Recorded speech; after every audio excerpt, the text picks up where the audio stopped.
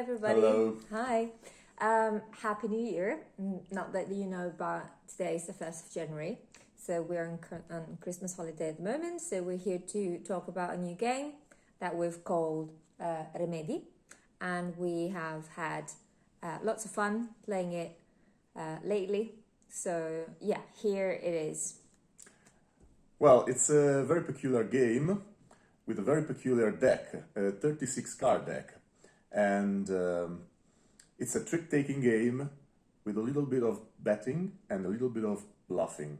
So some chips and the peculiar deck. So yeah, hopefully it's going to be a shorter video than the last one. Also, the game is hopefully going to be a little less complicated. Is it though? That's what we're going for. Okay. It comes off as less complicated, but you'll tell us what you think, okay? Yeah. So, as we were saying, you will need to make your own deck to play this game. You will need 3 decks to do so. We chose the bicycle color collection, and we chose yellow, orange, and red cards. Yeah, it's really easier if they are the same size, which is why we picked the bicycle collection, but you can really use any 3 types of decks.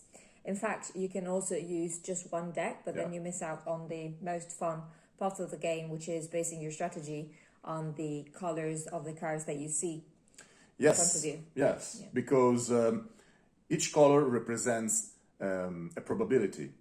Let me explain. The yellow cards are just the kings and the 5s, so 8 cards total, and if you see a yellow card, it means that you will have a 50% chance that it will be a king or a 5, and just those. Yeah, for your second color, it goes with a queen, 6 or a 7. So once again, if your opponent is holding an orange card in this case, you will know that you have a 33% of probability that he or she is going to have one of these 3 cards. Yes, and for the red ones, you will have jacks, 8s, 9s, and 10s. So 16 red cards and 36 cards total, from the 5s to the kings. Remedi is a game that can be played by 2, 3, or 4 players. We think it's best played by 3 players, so we will explain the rules for 3 players. You can choose the dealer in any way you prefer. So the dealer obviously shuffles the deck first and then lets the player to the left cut the deck. At this point, the dealer distributes 2 rounds of 3 cards to each player, so that every player has 6 cards in total. And then they put 3 cards face up and 3 cards face down in the middle of the table. Then they proceed to distribute other 2 rounds of 2 cards to each player, but the players won't be looking at these 4 cards yet.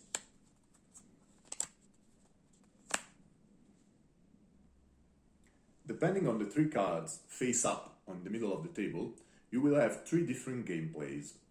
The first scenario is 2 cards of the same suit and 1 card of another suit, and this is the most likely. The second scenario is 3 cards all of different suits, and the third scenario is all the 3 cards of the same suit. Let's start from the most likely scenario, so 2 cards of the same suit. Okay, so as we were saying before, this is possibly the most likely case scenario that you're going to have. So you have 2 cards in the same suit and 1 card of a different suit. These are the 3 cards face up on the table. So you're going to call the suit of the 2 cards primary suit and the suit of the remaining card secondary suit. Yes, and so starting with the player on the right of the dealer, the first round of declarations begins. Yeah, we called it declaration rather than bidding because it's not really bidding on anything at this point. It's really just saying if you either accept the suit as your trump suit or not. Yeah, so the first round is about the primary suit, and basically it's just a round of yes or no. And if no one accepts the suit as trump suit, you start the second round, and in this case it's just another round of yes or no about the secondary suit. Yeah, obviously the primary suit makes up for a worthier round because you're going to play, for example, in this case, with clubs as a trump suit, which means that you won't be using these two cards, which will be put aside once you begin the round. So this is why it's called primary, yes. Of course. And in the same case, with the secondary suit, of course, you will be playing with one card less in the trump suit. So, if in the first round or the second round, the primary or the secondary suit is accepted as trump suit, the rounds just stops, and you will begin the next phase of the game. If not, you will begin the third round, and this time is properly a bidding round. Here, the players will have to choose if they want to play the hand with one of the absent suits, in this case spades or diamonds, as trump suit, or if they want to play a no trump hand. Yeah, however, they can't bid on the remaining suits in a random order. There is a hierarchy, isn't it? Yes, of course. The hierarchy in which are the suits is clubs, spades, hearts, diamonds. Diamonds being the highest. And higher than diamonds is just a no trump hand. If you choose to bid on one of these suits or no trump, obviously the round is worth less than if you had called one of these suits represented instead, because you're going to be playing with the whole range of your trump suit cards. Yes, of course. At this point, my favorite phase begins, because you have to bet some money, or chips, really. Yeah. The chips are only here to remind you the worth that you have assigned to this hand that you're playing, because depending on whether you have accepted to play the primary or secondary suit, you have assigned a value, a worth to the hand. Say, for example, 5 if you decided on the primary suit, 4 if you decided on the secondary suit, or 3 if you haven't picked any of these. Yes, usually by the third round, a contract has been made, so either a no trump contract or a suit contract. But there is a rare instance in which you haven't decided a contract yet. But even in this case, the bidding phase stops and you start a betting phase. So starting from the attacker, each player are gonna decide if they want to double the value of the hand. So let's say the attacker decides to double the value. Yeah, for example, if you pick the primary suit, the value of this hand will now stand at 10. Yes. Yes. And the defenders will have to choose if they accept the doubling or they don't. So there are 3 scenarios basically. And it's very easy, of course, because we said it was going to be an easier game than last time. Yes, but all of course. this happens really, really fast. Yeah, it's a very fast process. So 3 scenarios. The 2 defenders can choose to accept the doubling, and in this case the hand will be played normally, and at the end you will pay the double amount. Or the 2 defenders can choose both to not accept the doubling. In this case the hand will not be played, and the defenders will pay the attacker just the normal amount. The third scenario is that one defender will choose to accept and the other one to not accept. In this case, at the end of the hand, just the defender who has accepted will pay or will be paid the double amount, and the other defender will be paid or will pay the normal amount. If the attacker doesn't double the value of the hand, the defenders can still do that, and then the attacker decides whether to accept or reject the doubling. In case he rejects, the hand will not be played, and the attacker immediately pays the initial amount of the value of the hand to the defender or defenders who have double, and nothing to those who haven't. Exactly. Of course, if the attacker decides to accept the doubling, at the end of the gameplay, he will pay or will be paid the double amount by the defenders who, of course, have doubled, and the normal amount to to or by the defenders who haven't doubled. After the betting phase, there's the meld scoring phase. Each player, starting from the player on the dealer's right, can declare one or more melds they have in their hand. Melds can be sequences of 3 or more cards of the same suit, or combinations of 3 or 4 cards of the same rank.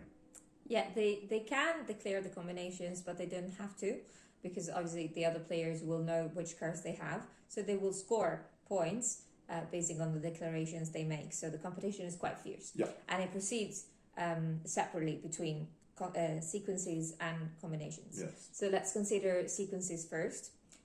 If more than one player declares one or more sequences, they will have to say who has the longest sequence, and the player who has the longest sequence scores all the sequences that he has. If the sequences have the same length, they will have to say who has the higher reaching sequence, and the player who has the highest reaching sequence obviously scores all the sequences that they have. Yes, and the same goes for combinations. So if more than one player declares one or more combinations, first you look at the length of the combination.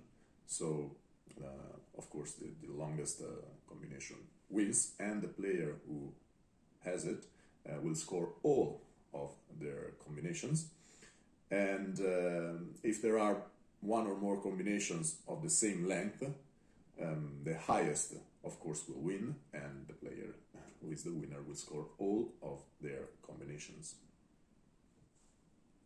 Once everyone has scored their points for the combinations or sequences, they can look at the 4 cards that had remained face down up to this point, and if there is already a contract, the play can actually start. If there's not a contract yet, the 4th bidding round can begin. Of course, you cannot beat the primary suit or the secondary suit, but just like the 3rd round, you can only beat the other 2 suits or a no-trump hand. Only at this point, the hand is going to be worth a little less, say 2, because you have looked at all your cards. Exactly. And finally, after the 4th bidding round, you would think that the gameplay will actually start. But no. But no, of course not. There's still the 2nd betting phase and the 2nd meld scoring phase. And these 2 phases are just like the previous ones. Yeah, however, remember that during the 2nd meld scoring phase, the melds actually score half the points than before. Yes, of course, because you have more cards. So at this point, we finally got to the actual gameplay. It only took half an hour to prepare it. Yeah. No, it didn't. It's actually much faster than it looks. It's faster. Yeah. And at this point, you can actually play. Yeah. So the first card is always played by the player on the dealer's right. And after that, each player has to follow suit. If they cannot follow suit, they have to play a trump card. And if they cannot play a trump card, they can play whichever card they want. Of course, in a no-trump contract, there is no trump suit. So if they cannot follow suit, they can immediately play whichever card they want. Yeah, in terms of trick-taking order, the strength is quite intuitive. So the king is the strongest and the 5 is the weakest. Yeah. Yes, and of course the points of the single cards are not that intuitive. Of course not. So the queen is worth 10 points, the king is worth 6, the 8 is worth 5, and the jack is worth only 4. Yes. Yes. However, there is a very rare instance. The rarest of instances. The rarest indeed. Actually, we didn't mention it yet because it's so quite rare. Yeah, it's not very likely to occur. Anyway, there is a chance that you don't have a contract even after your 4th round of bidding. Yeah. In this case, the hand is actually only worth 1, but it is so much fun because the aim is actually to score the least that you can. So the winner is going to be the player who scores the lowest score. And the hand is played as a no-trump contract, so no-trump suit. So now you have possibly played your first hand. at this game. Are you happy? Did you enjoy it? And now we can all go back to the beginning. Right, okay, so we're not actually going back. You have played your hand. We're just going to describe a different scenario. So remember at the beginning of the game when we were describing the scenario with the 3 cards facing up, you had 2 cards in the same suit, which was the primary suit, and then 1 card of a different suit, which was the secondary suit. Here Yes. we have a different case. Of course, the cards being of different suits, you have no primary suit, and all of these suits are secondary suits. The hand is worth 4 points, and not 5, because only hands played with the primary suits are worth 5. And At this point, you've got the same Yeah. order of the faces that we described before. So once again, the player at the right of the dealer begins to speak, and they're going to name one of these 3 suits or no trump suit. Yeah. There is still the same hierarchy of as before, and that was clubs, spades, hearts, and diamonds. Or once again, you can bid no trump. which is the highest. Yeah, which is the highest. And yeah, So if you have a contract at this point, the other phases will follow naturally. yeah. So, Remember the phases. So you had the first betting phase, the melt scoring phase. Then you look at your 4 cards face down, and then you've got the second betting phase and the second melt scoring phase. Yes, of course. But if you don't have your contract at the end of the bidding phase, the 4th suit, the absent suit, will be the trump suit, and the hand will be played normally. But I love this. the winner of the hand will be the one who has scored the least amount of points. It's really so much fun. You really need to Yes. try it. And for these reasons, this hand will be scored just 1 Chip. chip. Yeah. All right, so this is the 3rd case scenario that you could possibly play. And as you can see, it involves a different situation from what we've seen in the other 2 scenarios. You've got the 3 initial facing up cards that all have the same suit. So this hand will be played differently from what you know so far. Actually, for once, it's the easiest way, so don't worry Yeah. about it. Yeah. Well, the suit of the 3 cards is the cursed suit. And there will be no bidding phase, no betting phase, no melt scoring phase. You will immediately look at the 4 cards face down on the table, and you will start to play right away. The hand will be played almost exactly like Hearts, the card game. So, like a no trump contract. The only thing is you will not be able to lead the cursed suit unless it has already been played in a previous trick, because one of the players couldn't follow suit. This is just like hearts, isn't it? Yeah. Yeah, okay.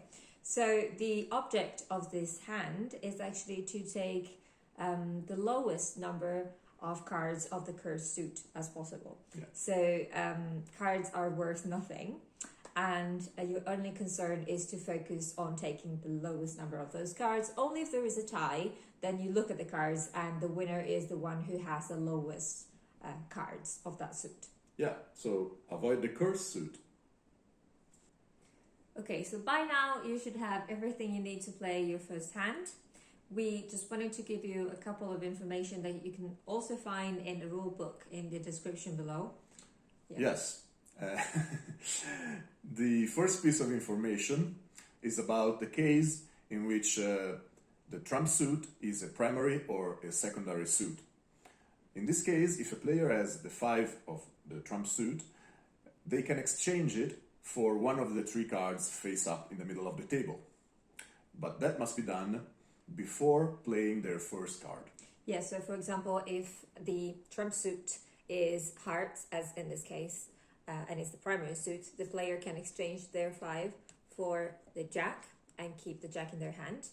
Or if the trump suit is clubs instead, so they chose the secondary suit as a trump suit, the player can decide to exchange their 5 with the queen, so they will have the queen in their hand.